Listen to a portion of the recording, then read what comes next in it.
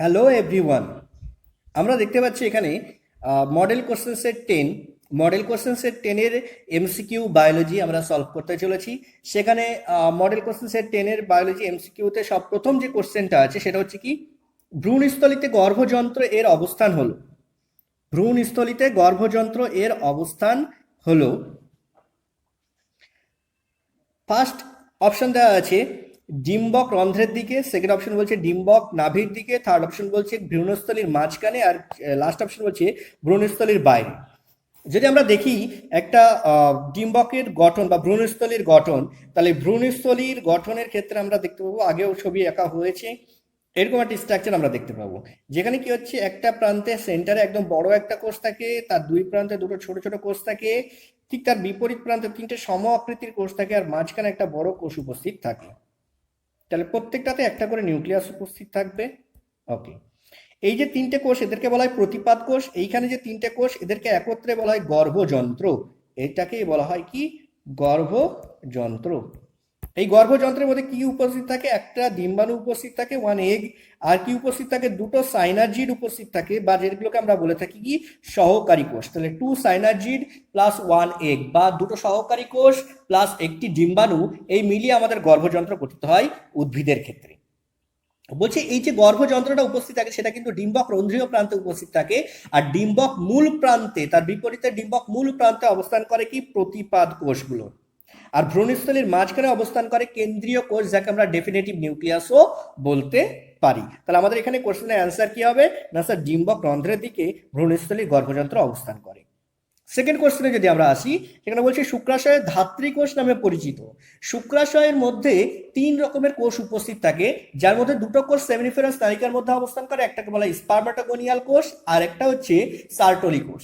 আর seminiferous নালিকার বাইরে আন্তঃকোষীয় স্থানে কিছু কোষ উপস্থিত থাকে, যাদেরকে বলা হয় কি লেডিকের আন্তঃকোষ। তাই এই তিন প্রকার কোষ উপস্থিত থাকে। লেডিকের আন্তঃকোষের কাজ হলো টেস্টোস্টেরন ক্ষরণ করা, টেস্টোস্টেরন হরমোন ক্ষরণ করা। স্পার্মাটোগোনিয়ালের কোষের কাজ হচ্ছে স্পার্ম প্রোডাকশনে সাহায্য করা, স্পার্মাটোজেনেসিস প্রক্রিয়ায়। আর তিন নম্বর হচ্ছে কি, সার্টলি কোষের কাজ হচ্ছে ওই যে উৎপন্ন শুক্রাণুগুলো সেগুলোকে পুষ্টি প্রদান করা। তাহলে যারা পুষ্টি প্রদান করে তাদেরকে ধাত্রী কোষ বলা হয়ে থাকে, কেননা ধাত্রী মায়ের কাজ হচ্ছে কি সন্তানকে লালন পালন করা। তাহলে এখানে কি হচ্ছে, সেই ধাত্রী কোষের কাজ যদি আমরা বলি, তাহলে এখানে কি হচ্ছে, তাহলে সন্তান হিসেবে আমরা কাকে বলবো, শুক্রাণুগুলোকে বলবো। তাহলে শুক্রাণু যে কোষগুলো আছে সেই কোষগুলোকে পুষ্টি প্রদান করা যার কাজ সার্টলি কোষ, তাহলে এখানে আমাদের অ্যান্সার হবে সার্টলি কোষ। ওকে, পরের কোশ্চেন বলছে কোন অবস্থায় ধাত্রী মায়ের প্রয়োজন হতে পারে। তাহলে একটা ধাত্রী মায়ের প্রয়োজন কখন হয়, যদি মা তার কি হচ্ছে সন্তান ধারণে অক্ষম হয়, অর্থাৎ সন্তান ধারণ করতে না পারে। কোন অবস্থা সেটা, দেখা যাচ্ছে মায়ের জরায়ুতে কোনো সমস্যা আছে যে কারণে কিন্তু সে সন্তান ধারণ করতে পারছে না, বা ফ্যালোপিয়ান টিউবে কোনো সমস্যা আছে যার কারণে সেখানে জাইগোটকে ধারণ করতে পারছে না। তাহলে সেই সমস্ত কেসগুলোতে কিন্তু আমাদের কি হয়, সারোগেট মাদার এর প্রয়োজন হয় বা ধাত্রী মায়ের প্রয়োজন হয়। তাহলে আমাদের এখানে অ্যান্সার হবে কি, মহিলার জননতন্ত্রের গঠনগত কোনো ত্রুটি যদি উপস্থিত থাকে তবেই কিন্তু সেখানে তার সারোগেট মায়ের বা ধাত্রী মায়ের প্রয়োজন হয়। পরের কোশ্চেন আমরা দেখতে পাচ্ছি যে মেন্ডেল বাদের ত্রুটি নিচের কোনটি। আমরা জানি মেন্ডেলিজম বা মেন্ডেলের যে তত্ত্বগুলো আছে সেই তত্ত্বগুলো, মেন্ডেলের যে দুটো সূত্র আছে, একটা হচ্ছে পৃথক বিভাজনের সূত্র, আর একটা হচ্ছে কি স্বাধীন বিন্যাস সূত্র। এই দুটো সূত্রকে যারা মানবে না যে সমস্ত ঘটনাগুলো, তাদেরকে আমরা বলবো কি মেন্ডেলবাদের ত্রুটি বলবো।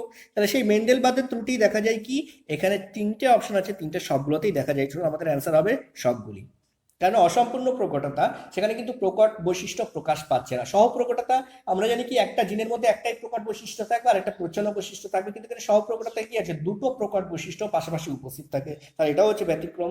আর তিন নম্বরে দেখতে পাচ্ছি মাল্টিপল অ্যালিল। আমরা জানি একটা জিনে, মেন্ডেলের কথা অনুসারে একটি জিনে দুটি মাত্র অ্যালিল উপস্থিত থাকে, একটা প্রচ্ছন্ন আর একটা প্রকট, কিন্তু এখানে কি আছে মাল্টিপল অ্যালিলের ক্ষেত্রে একাধিক অ্যালিল উপস্থিত থাকে। তাহলে এই তিনটে ঘটনা তিনটেই কিন্তু মেন্ডেলবাদের ব্যতিক্রম। পরের কোশ্চেন বলছে নিচের কোনটি জিনের সিস সর্জানীতি। আমরা জানি কি লিঙ্কেজের গল্পে যখন আসি সেখানে আমরা দেখি সিস আর ট্রান্সের গল্প, যেখানে কি হচ্ছে দুটো প্রকট বৈশিষ্ট্য দুটো যদি একই জিনের উপরে অবস্থান করে বা একই হোমোলোগাস ক্রোমোজোমের একই লোকাসে অবস্থান করে, আর ঠিক একই রকম ভাবে দুটি প্রচ্ছন্ন বৈশিষ্ট্য যদি একই হোমোলোগাসের উপরে অবস্থান করে, লোকাসের উপরে অবস্থান করে, তখন সেই অবস্থাকে বলা হয় সিস দশা। তাহলে এখানে কোশ্চেন আমাদের চেয়েছে সিস দশা বা সিস সজ্জারীতি কোনটা, যেখানে কি হচ্ছে ক্যাপিটাল এ ক্যাপিটাল বি এবং নিচে হচ্ছে স্মল এ স্মল বি, সেটাই আমাদের সিস দশা। এটা হচ্ছে আমাদের ট্রান্স দশা, এটাকে যদি আমরা বলি এটা ট্রান্স দশা। এটা কিন্তু সিস দশা নয়, এটাও কিন্তু ট্রান্স দশা, কিন্তু এটা কোনো সজ্জারীতির মধ্যেই পড়ে না। ওকে, পরের কোশ্চেনে যদি আমরা চলে আসি, সমস্ত প্রোটিনের প্রথম অ্যামিনো অম্ল, অ্যামিনো অম্ল বলতে অম্ল মানে অ্যাসিড, এখানে বাংলা করে দিয়েছে অ্যামিনো অম্ল হিসেবে যেটি থাকে সেটি হলো, তাহলে আমরা জানি কি সবার প্রথমে যে কোডনটি উপস্থিত হয় সেটা হচ্ছে এইউজি, যেটাকে আমরা প্রারম্ভিক কোডন বলি। আর এই এইউজি কোডনটি যে অ্যামিনো অ্যাসিডের জন্য দায়ী সেটা হলো কি মিথিওনিন। তাহলে মিথিওনিন অ্যামাইনো অ্যাসিডকে পরিবহন করে আনে কে এইউজি। সো প্রত্যেকটা প্রোটিনের শুরুতেই আমরা কিন্তু মিথিওনিনকে পাবো, যদিও ব্যতিক্রম কিছু আছে, কিন্তু স্বাভাবিকভাবে আমরা যদি দেখি তাহলে মিথিওনিনই প্রথম উপস্থিত থাকে। পরের কোশ্চেন বলছে ভারতের শিবালিক পাহাড় থেকে পাওয়া যায় জীবাশ্মটি হলো, এটা আমাদের সিলেবাসের অন্তর্ভুক্ত নয়, রিডিউস সিলেবাস থেকে এটাকে বাদ দিয়ে দেওয়া হয়েছে, যেটা সিলেবাস কমিয়ে দেওয়া হয়েছে সেই 30% সিলেবাস থেকে মানুষের বিবর্তনকে বাদ দিয়ে দেওয়া হয়েছে। তো আমরা যদি বলি তবুও অ্যান্সারটা আমরা বলে দিচ্ছি, মানুষের বিবর্তনের ক্ষেত্রে ড্রায়োপিথেকাস, রামাপিথেকাস, তারপরে হচ্ছে অস্ট্রালোপিথেকাস, তারপরে হচ্ছে হোমো হ্যাবিলিস, তারপরে হচ্ছে পিকিং মানব, জাভা মানব, তারপরে উপস্থিত থাকবে নিয়ান্ডারথাল, তারপরে ক্রোম্যাগনন, তারপরে সব শেষে আসবে কে না আধুনিক মানুষ। ঠিক আছে, তো এখানে যদি আমরা এই সিকোয়েন্সের ক্ষেত্রে দেখি, বলছে রামাপিথেকাস নামের মধ্যেই আছে, ইন্ডিয়ান নাম দেখেই বোঝা যাচ্ছে রামাপিথেকাস, তো রামের নাম অনুসারে এসছে। তো সেখানে কি বলা হচ্ছে রামাপিথেকাস যারা উপস্থিত আছে সেখানে কি হয় না এই যে মানুষের জীবাশ্ম রামাপিথেকাসদের, এদের কিন্তু জীবাশ্মটা সর্বপ্রথম ভারতের শিবালিক পাহাড়ে পাওয়া গিয়েছিল। ওকে, পরের কোশ্চেন আমরা যদি আসি, টি লিম্ফোসাইট অনাক্রম্যযোগ্য হয়ে ওঠে যে গ্রন্থিতে, আমরা জানি টি লিম্ফোসাইটের পরিণতি লাভ হয় কোথায়, থাইমাস গ্রন্থিতে, তাই বলা হচ্ছে টি লিম্ফোসাইট অনাক্রম্যযোগ্য হয়ে ওঠে যে গ্রন্থিতে সেটি হলো থাইমাস গ্রন্থি। পরের কোশ্চেন আমরা চলে আসি, বলছে বায়ো ফার্টিলাইজার নয় কোনটি, আমরা জানি বায়ো ফার্টিলাইজার কাদেরকে বলা হয়, যখন কোনো জৈব অণু বা কোনো জীব ফার্টিলাইজার হিসেবে কাজ করে বা সার হিসেবে কাজ করে, বা এক কথায় আমরা বলতে পারি যে মাটির উর্বরতাকে বৃদ্ধি করে, কিভাবে নাইট্রোজেন সংবন্ধনের মাধ্যমে, তখন তাকে আমরা বলবো বায়ো ফার্টিলাইজার। তো এখানে কি আছে, ফার্স্ট অপশন বলছি ব্যাকটেরিয়া, সেকেন্ড অপশন বলছে নীলাভ সবুজ শৈবাল, থার্ড অপশন বলছে ছত্রাক। আমরা জানি কি এরা তিনজনেই কিন্তু বায়ো ফার্টিলাইজার। লাস্ট অপশন বলছে অ্যামোনিয়াম নাইট্রেট, এটা একটা সার কিন্তু এটা জৈব সার নয়, এটা রাসায়নিক সার। সো অ্যান্সার হবে কি আমাদের ডি অপশন। পরের কোশ্চেনে যদি আমরা আসি, প্রদত্ত কোনটি জেনেটিক কোডের বৈশিষ্ট্য নয়, জেনেটিক কোডের বৈশিষ্ট্যগুলো কিন্তু খুবই ইম্পর্টেন্ট 3 মার্কের কোশ্চেনের জন্য, বা 2 মার্কের কোশ্চেনেও দিতে পারে যে দুটো জেনেটিক কোডের বৈশিষ্ট্য লেখো। তো সেক্ষেত্রে আমাদের কি হচ্ছে এমসিকিউতে কিন্তু আমরা এরকম কোশ্চেন দেখতে পাচ্ছি যে কোনটা বৈশিষ্ট্য নয় বলেছে। আমরা জানি কি এটা সার্বিক মানে ইউনিভার্সাল বলা হয়, আর 2 নম্বরে ওর সঙ্গেই বলেছি ডিজেনারেটিভ, অর্থাৎ কি হচ্ছে প্রত্যেকের জন্য আলাদা আলাদা অ্যামিনো অ্যাসিড দায়ী, প্রত্যেকটা কোডনের জন্য আলাদা আলাদা অ্যামিনো অ্যাসিড আমরা পেয়ে থাকি। পোলারিটি, দুটো এন্ড থাকবে 5 prime to 3 prime end, 5 prime to 3 prime end, অর্থাৎ যদি আমরা এইউজি কোডনকে লিখি তাহলে আমরা কিভাবে লিখবো, এইউজি এদিকে 5 প্রাইম থাকবে এদিকে 3 প্রাইম থাকবে, এইভাবে আমরা লিখে থাকি। তাহলে এটা কিন্তু একটা পোলারিটি, এটাও কিন্তু জেনেটিক কোডের বৈশিষ্ট্য। থার্ড অফ যদি দেখি ট্রিপলেট, ট্রিপলেট মানে কি 3টে করে নাইট্রোজেন বেস একসঙ্গে অবস্থান করবে, এইউজি, অ্যাডিনিন, ইউরাসিল, গুয়ানিন, তিনটেই কিন্তু পৃথক পৃথক নাইট্রোজেন বেস, তাই এদেরকে বলা হচ্ছে কি ট্রিপলেট। 4 নম্বর হচ্ছে ওভারল্যাপিং, আমরা জানি কি যদি অনেকগুলো অ্যামিনো অ্যাসিড একসঙ্গে অবস্থান কোডন অনেক একসঙ্গে অবস্থান করে, যেমন কি আমরা যদি বলি এ ইউ জি সি টি, টি থাকবে না, ইউ থাকবে, ইউ এ জি, এরকম ভাবে দেখি, তাহলে কি হচ্ছে আমরা জানি কোডন কিরকম ভাবে হয়, প্রথম 3টে নিয়ে, তারপরে আবার দ্বিতীয় 3টে নিয়ে, তারপরে আবার পরের 3টে নিয়ে, এরকম ভাবে গঠন হবে। কিন্তু এটাকে বলা হয় কি, এই বৈশিষ্ট্যটাকে বলা হয় নন ওভারল্যাপিং। কিন্তু যদি ওভারল্যাপিং হয় তাহলে কি হবে, এইউজি একটা হবে, আবার এখান থেকে ইউজিসি একটা হবে, আবার জিসিটি একটা হবে, জিসিইউ একটা হবে, আবার কি হবে সিইউ এ একটা হবে, ইউএজি একটা হবে, পরপর ওভারল্যাপ করে যাবে। এবং ওভারল্যাপ যদি করে তাহলে কোডনের সংখ্যা কিন্তু অনেক অনেক অসংখ্য করতে পারি আমরা, কিন্তু আমরা জানি কি বাস্তবে কটা থাকে, 64টা কোডন থাকে, তাহলে এরকম ভাবে কিন্তু এগুলো অবস্থান করতে পারে না। তাই নন ওভারল্যাপিং হলো কোডনের একটি বৈশিষ্ট্য, কিন্তু ওভারল্যাপিং কিন্তু কোনো কোডনের বৈশিষ্ট্য নয়। তাহলে আমাদের এখানে অ্যান্সার যেটা হবে সেটা হচ্ছে কি ওভারল্যাপিং, এটা কিন্তু কোডনের বৈশিষ্ট্য নয়। পরের কোশ্চেনে যদি আমরা আসি, ডিম্বাণুর উপরিতলে অবস্থিত কোন রাসায়নিক পদার্থ শুক্রাণুকে আকৃষ্ট করে, আমরা আগের দিনে ডিসকাস করেছিলাম একটা ভিডিওতে, সেখানে কি ছিল, ডিম্বাণুর উপরিতলে অবস্থিত ফার্টিলাইজিন, কি হচ্ছে ডিম্বাণুর কোন পদার্থে, জোনা পেলুসিডাতে উপস্থিত ফার্টিলাইজিন, এই ফার্টিলাইজিনকে কেন্দ্র করেই কিন্তু শুক্রাণুগুলো অ্যান্টি ফার্টিলাইজিন ক্ষরণ করে তার দিকে ধাবিত হয়। তাহলে ফার্টিলাইজিন হবে আমাদের এখানে অ্যান্সার, যে জোনা পেলুসিডা থেকে ফার্টিলাইজিন নিঃসৃত হয় যেটা কিন্তু শুক্রাণুকে আকৃষ্ট করে। আচ্ছা, পরের কোশ্চেনে বলছে একই প্রজাতির উষ্ণ অঞ্চলে বসবাসকারী জীব অপেক্ষা শীতল অঞ্চলে বসবাসকারী জীবদের আকার আয়তনে অনেক বড় হয়। যদি আমরা দেখি তাহলে জীবদের আকার আয়তনে অনেক বড় হয় এখানে বলেছে, তো এটা কার সূত্র? এটা যদি আমরা দেখি এটা হচ্ছে বার্গম্যানের সূত্র। তাহলে বার্গম্যানের সূত্রটা কি? একই প্রজাতির উষ্ণ অঞ্চলে বসবাসকারী জীব অপেক্ষা, যেমন যদি আমরা দেখি ভাল্লুকের গল্প, তাহলে ভাল্লুক কিন্তু শ্বেত ভাল্লুক উপস্থিত আছে মেরু অঞ্চলে, আর আমাদের গ্রীষ্মপ্রধান অঞ্চলে কি আছে, সেখানে কালো বড় ভাল্লুক উপস্থিত থাকে নাতিশীতোষ্ণ অঞ্চলে। তো এখানে কি হচ্ছে, যে নাতিশীতোষ্ণ অঞ্চলে যে ভাল্লুক উপস্থিত থাকে কালো ভাল্লুক, তার সাইজ কিন্তু আকারে অনেক বড় হয়, কিন্তু মেরু ভাল্লুক যারা হয় তাদের আকার কিন্তু ছোট হয়। তাহলে এই যে বৈশিষ্ট্যটা সেটা হচ্ছে কি বার্গম্যান এটা বলেছিলেন। অ্যালেন, অ্যালেনের একটা সূত্র আছে। অ্যালেনের সূত্রটা কি না, বিজ্ঞানী অ্যালেন বলেছিলেন যে উষ্ণ অঞ্চলে যে সমস্ত জীবেরা উপস্থিত থাকবে তাদের পৃষ্ঠতলের ক্ষেত্রফল অনেক বেশি হবে। কারণ কি না, এরা কি হচ্ছে উষ্ণ অঞ্চলে বসবাস করে, ফলে এদের কি হচ্ছে তাপটা নির্গত করার প্রয়োজন হয়। তাহলে এদের দেহের তাপ এরা নির্গত করার জন্য কি করে না, এদের পৃষ্ঠতলের ক্ষেত্রফল বেশি হয়, আর যার কারণে তারা সহজে কিন্তু অনেকটা তাপকে নির্গত করতে পারে। কিন্তু শীতপ্রধান অংশে সেখানে ঠান্ডা হওয়ায় তারা কিন্তু তাপকে বিয়োগ না করে বা বিয়োজন না ঘটিয়ে সেখানে কিন্তু তারা তাপের শোষণ ঘটায় বা তাপকে সংরক্ষিত করতে যায় তার দেহকে উষ্ণ রাখার জন্য। তো সেই জন্য কি হচ্ছে, তাদের দেহের আকার কিন্তু অপেক্ষাকৃত ছোট হয়।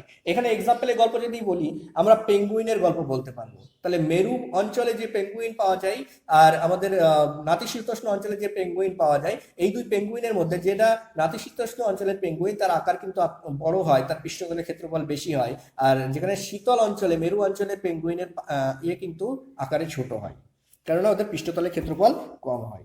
তাহলে এটা গেল অ্যালেনের সূত্র।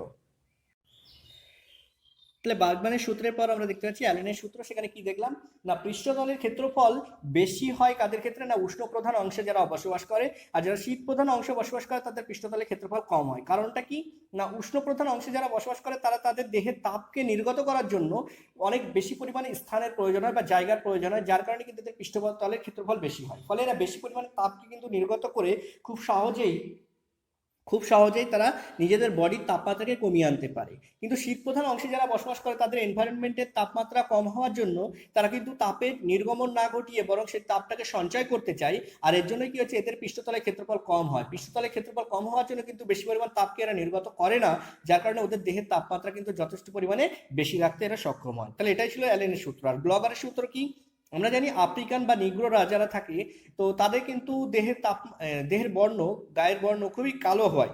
কিন্তু যারা শীত প্রধান অংশের যা ইউরোপিয়ান কান্ট্রিগুলোতে দেখি, তাহলে সেখানে কি দেখতে পাবো আমরা, তাদের গাত্রবর্ণ কিন্তু খুবই সাদা হয়ে থাকে। কারণ কি স্যার? কারণ হচ্ছে কি, আমাদের ভারতবর্ষেও যদি আমরা দেখি তাহলে সাউথ ইন্ডিয়ানরা কিন্তু বেশি কালো হয়, আর আমাদের নর্থ ইন্ডিয়ানরা বা কাশ্মীরে যদি যায় তাহলে সেখানে মানুষ কিন্তু খুবই ফর্সা হয়ে থাকে। তার কারণ হচ্ছে একটাই, যে স্যার গ্লগারের সূত্র। গ্লগারের সূত্র কি বলা হচ্ছে না, উষ্ণ প্রধান অংশে যারা বসবাস করে সেই সমস্ত প্রাণীদের গাত্রবর্ণ খুবই গাঢ় হয়ে থাকে, আর শীত প্রধান অংশে যারা বসবাস করে তাদের গাত্রবর্ণ খুবই হালকা হয়। কারণ কি হচ্ছে, যারা উষ্ণ প্রধান অংশে বসবাস করে তাদের মেলানিন নামক রঞ্জক পদার্থের উৎপাদন বেশি পরিমাণে হয়, আর যারা শীত প্রধান অংশে বসবাস করে তাদের ক্ষেত্রে কিন্তু এই মেলানিন রঞ্জকের উৎপাদন কম পরিমাণে হয়। তাই আমাদের কি হচ্ছে, গ্লগারের সূত্র এটাই বলতে চেয়েছে। পরের কোশ্চেনে চলে আসি, বলছে একটি গভীর জলাশয়ে যে অঞ্চলে আলো পৌঁছায় না তাকে বলা হয়। যদি আমরা দেখি গভীর জলাশয়ের মধ্যে আমরা 4টে স্তর দেখতে পাবো। কিরকম ভাবে, আমরা যদি একটা ডায়াগ্রাম আঁকার চেষ্টা করি, ওকে, ডায়াগ্রাম আঁকার চেষ্টা করি, তো ডায়াগ্রামটা এরকম আসবে। এই এটা আমাদের স্থলভাগ সংলগ্ন যে অংশে, এটা আমাদের জলের উপরিতল আছে, এরকম ভাবে জল এখানে অবস্থান করছে। এই যে স্থলভাগ সংলগ্ন যে অংশটা, এটাকে বলা হয় লিটোরাল। এটাকে বলা হয় লিটোরাল অংশ। লিমনেটিক কোনটা, জলতলের একদম মাঝে উপরের দিকের অংশ, এইটাকে বলা হচ্ছে লিমনেটিক অঞ্চল। আর প্রোফান্ডাল অঞ্চল কোনটা, লিমনেটিক অঞ্চলের ঠিক নিচে, এটাকে বলা হয় প্রোফান্ডাল অঞ্চল। আর একদম নিচে অবস্থান করে এটাকে বলা হয় কি, বেন্থিক। এটাকে বলা হয় বেন্থিক অঞ্চল। ও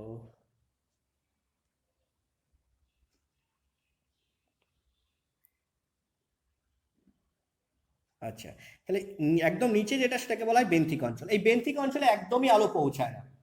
আলো একদম জিরো হয় কোথায়? বেন্থিক অঞ্চল। কিন্তু যদি আমরা দেখি প্রোফান্ডাল অঞ্চল, সেখানেও কিন্তু আলো পৌঁছায় না বললেই চলে, খুবই কম পরিমাণে আলো পৌঁছায়। তাহলে এখন কোশ্চেন হচ্ছে, একটি গভীর জলাশয়ে যে অঞ্চলে আলো পৌঁছায় না তাকে বলে। এখানে আমরা অ্যান্সার করতে পারি প্রোফান্ডাল অঞ্চল করতে পারি। কেউ যদি কোনোটিই নয় করে তারও অ্যান্সার ভুল যাবে না। কারণ কি, বেন্থিক অঞ্চলে কিন্তু একদমই আলো পৌঁছায় না, কিন্তু প্রোফান্ডাল অঞ্চলেও সেই সঙ্গে সঙ্গে কোনো আলো পৌঁছায় না বললেই চলে, খুবই কম মাত্রায় আবার পৌঁছায় না। যদি গভীর জলাশয়ের কথা বলি, এখানে যেহেতু গভীর জলাশয়ের কথা বলেছে, গভীর জলাশয়ের ক্ষেত্রে কিন্তু লিগনেটিক অঞ্চল অনেক দূর পর্যন্ত বিস্তৃত হয়, আর যার কারণে কি হচ্ছে, সেই অংশে মোটেই আলো পৌঁছায় না। তাহলে আমরা অ্যান্সার প্রোফান্ডাল অঞ্চলও করতে পারি, কোনোটিই নয়ও করতে পারি।